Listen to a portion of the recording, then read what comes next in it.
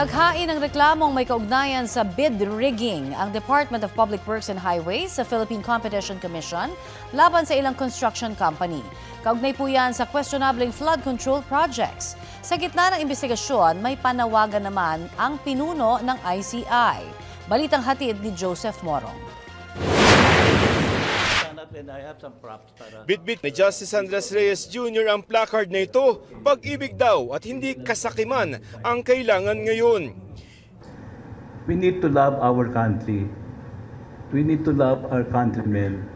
Hindi yung swapan ka, pera tinatago mo.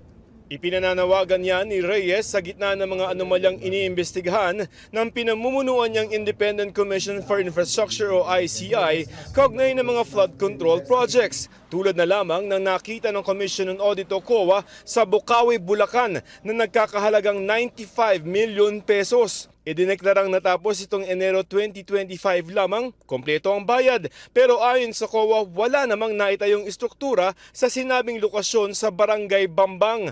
Kaya inirekomenda ng ICI sa Ombudsman na kasuhan ng graft, malversation of public funds at iba pa ang mga opisyal ng DPWH Bulacan 1st District Engineering Office sa pangunguna ni dating District Engineer Henry Alcantara at kinatawan ng kontraktor na Top Notch Catalyst Builders Incorporated, Beam Team Developer Specialist Incorporated na si Alan Payawal na nameke umano ng mga dokumento ng proyekto.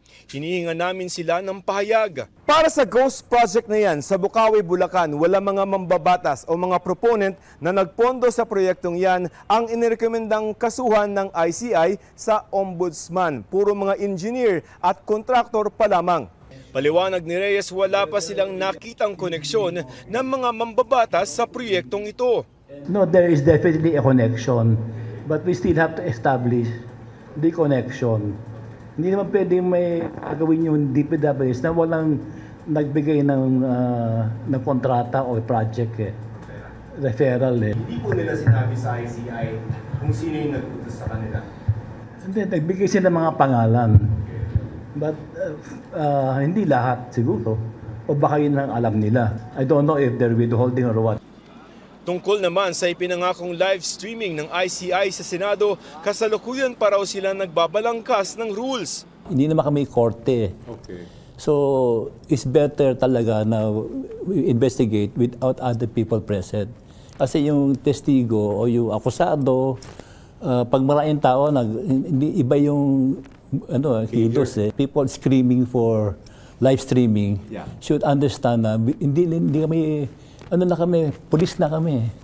Naghain naman ng reklamo ng bid rigging si DPWH Secretary Vince Dizon sa Philippine Competition Commission laban sa mga kontraktor na St. Timothy Construction Corporation at Silver Wolves Construction Corporation at ilang opisyal ng DPWH Davao Occidental at La Union kaugnay sa 15 kontrata ng mga maanumalyang flood control projects doon. Ayon kay Dizon, 3.13 billion pesos ang maaaring imulta sa mga sangkot kung mapapatunayang pineke nila ang bidding. Hinihinga namin ng pahayag ang mga nasabing kumpanya. Joseph Morong nagbabalita para sa GMA Integrated News.